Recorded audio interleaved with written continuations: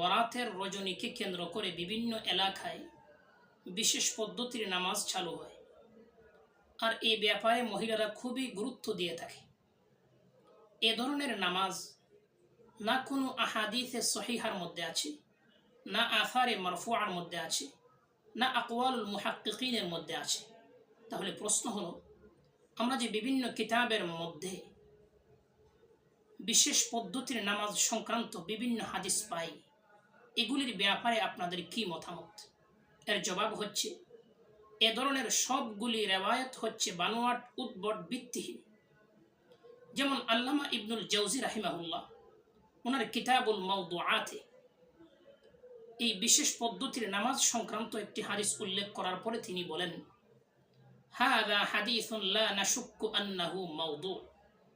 এই হাদিস যে মাওদু, এই ব্যাপারে আমাদের কোনো সন্দেহ নেই।